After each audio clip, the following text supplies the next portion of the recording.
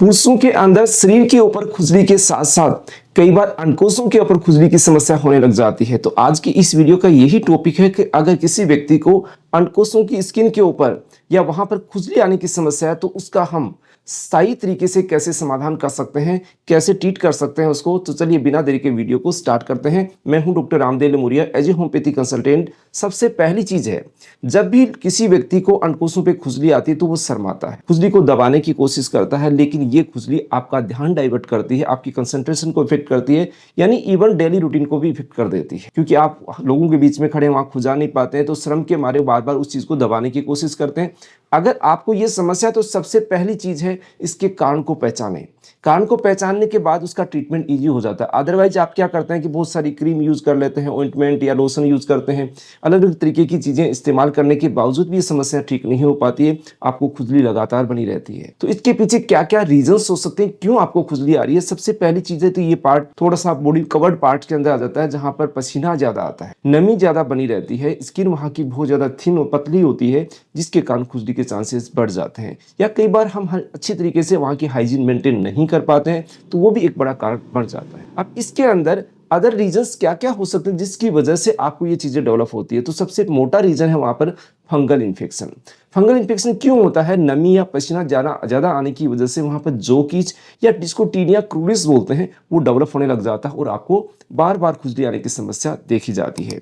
Second चीज आती है कि वहां पर आपको कॉन्टैक्ट डर्मेटाइटिस की समस्या हो सकती है। कॉन्टैक्ट डर्मेटाइटिस का मतलब जो भी हम कॉस्मेटिक चीजें यूज करते हैं, साबुन, शैम्पू जो भी इस्तेमाल करते हैं, वहां पर कुछ पार्ट अगर रह जाता है बॉडी पे तो उसकी वजह से भी कॉन्टैक्ट डर्मेटाइटिस की शिकायत पैदा हो जाती है। वहां पर आपको बार बार खुजली आएगी, छोटे छोटे दाने बनने लग जाते हैं, खुजली इतनी मीठी मीठी आती है कि आप रुक नहीं पाते हैं खुजली खुजाने की वजह से, तो ये समस्या और बढ़ने लग जाती है। थर्ड नंबर की कंडीशन होती है यहाँ पर इंटरट्राइगो।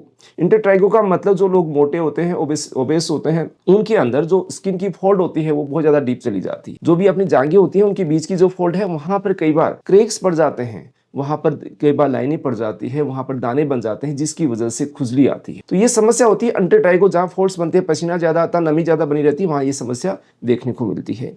नेक्स्ट चीजें होती है एक्जिमा। कई बार उस पार्ट के अंदर स्क्रोटल एक्जिमा की शिकायत होने लग जाती है, छोटे छोटे दाने हो जाते हैं, दानों के अंदर कई बार हल्की पानी के से दाने होते हैं, कई बार उनमें पस भी बढ़ने लग जाती है, जिसको ज्यादा खुजाते जाते हैं वहां पर इन्फेक्शन होने के बाद को वो कंडीशन सीवियर हो जाती है, जिसकी वजह से अंडरगारमेंट्स वहां पर चिपकने लग जाते हैं।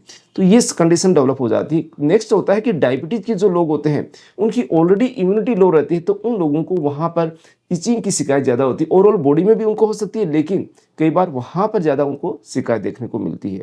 अब इसका बचाव कैसे करना है? ऐसा नहीं है कि हर चीज का हम ट्रीटमेंट करने बैठ जाए, ऐसा पॉसिबल नहीं होता, लेकिन हम कुछ बचाव के माध्यम से इसको चीज को ठीक कर सकते हैं।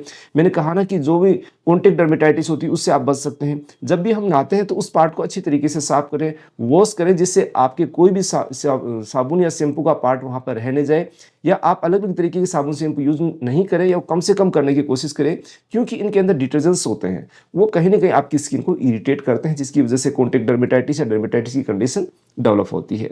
नेक्स्ट चीजें, आप सूती कॉटन के कपड़े ही अंडरवियर के रूप में इस्तेमाल करें, या जो लोग ज्यादा जींस यूज करते हैं उनको पसीना ज्यादा आता है तो वो उसको अवॉइड करें, या ज्यादा टाइट क्लोथिंग का यूज नहीं करें, जिससे भी वो चीजें खुली रहेगी, हवा लगेगी तो ये समस्या आपको क्रिएट नहीं होगी। वहां की साफ सफाई का विशेष तौर से ध्यान रखें तो आप इस समस्या से बच सकते हैं। लेकिन फिर भी कई बार आपको ट्रीटमेंट की तरफ जाना पड़ जाता है, तो वहां होम्योपैथी ट्रीटमेंट काफी अच्छा इफेक्टिव होता है ऐसे केसेस के अंदर। क्यों होता है कि हम रूट कोज को पकड़ने की कोशिश करते हैं। रूट कोज क्या होता है ऐसी समस्याओं के अंदर? कहीं ना कहीं आप साफ सफाई नहीं कर रहे, कहीं ना कहीं आपको पसीना ज्यादा आ रहा है, या पसीना नॉर्मल आदमी से भी ज्यादा आ रहा है, तो उन चीज़ों को देखा जाता है। कहीं डाइजेस्टिव प्रॉब्लम्स होती है तो उसकी वजह से आपको ये समस्याएं ज़्यादा आने लग जाती है, आपकी इम्यूनिटी लो हो जाती है, तो इम्यूनिटी को बूस्ट करके इन समस्याओं को ठीक करने में हेल्प करती है होम्योपैथिक मेडिसिन। अब होम्योपैथी के अंदर आपके नज़दीकी कोई डॉक्टर है उसको आप चेक करवा सकते हैं। आप चाहते हैं हमारे से कॉन्टैक्ट करना तो दिए गए व्हाट्सएप नंबर से अपॉइंटमेंट लेके भी कंसल्ट कर सकते हैं। ये जानकारी अगर अच्छी लगी तो लाइक कीजिए, जरूर मिलते हैं नई जानकारी के अंदर। धन्यवाद।